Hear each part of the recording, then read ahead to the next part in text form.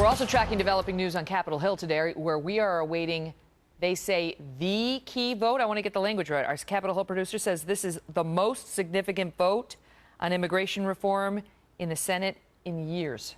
The most significant one about to happen. The Senate is now considering a series of important immigration votes, including an amendment that its supporters say would dramatically increase security along the southern border. Others say it won't do much. The backers are hoping the amendment will build support for the 1,200-page bill, which some senators now admit they haven't read. Chris Direwaltz is our Fox News digital politics editor and the host of Power Play on FoxNews.com Live. Oh, what a shock. You mean they're voting on something really important that they haven't read? Oh, it colored me so surprised. You make it sound like a bad thing, Counselor. That has never happened in the history of the nation, except in March of 2010. Except for, and then the other time, and then the other thing, and then whatever. Now, remember how it used to happen, though. This was the norm for decades here in Washington, was that these bills were put together, giant bills, and they've gotten more giant over time. They were put together by not really the lawmakers, but usually their staffs working with lobbyists.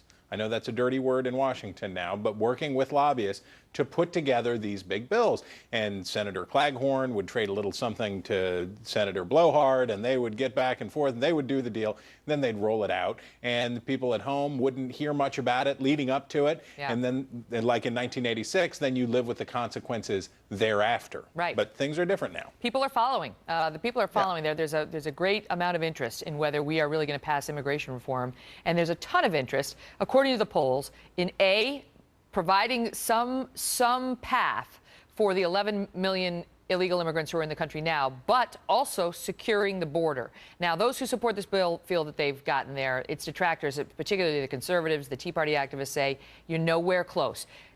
Tell us, without getting too bogged down in the weeds, there's going to be a vote at 5:30 tonight.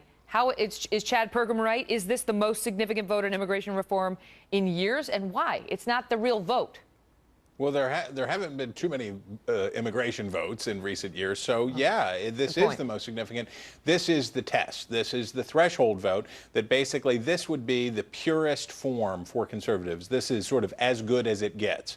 This is the amendment that has the border surge, where you double the border guard, you add more fence, you do these things right away. This is an amendment that was crafted by two moderate Republican senators, Corker of Tennessee, Hoeven of North Dakota, that are looking for a way to get over the 60-vote threshold. So basically what we would be looking for here is, if the proponents of this legislation, the Gang of Eight, can get a high number, if they can get up to 70 or something like that, then they have a little give back. Then they have a little cushion when you get to the final vote, where they need to, or not the final vote, but the vote to go to the final vote.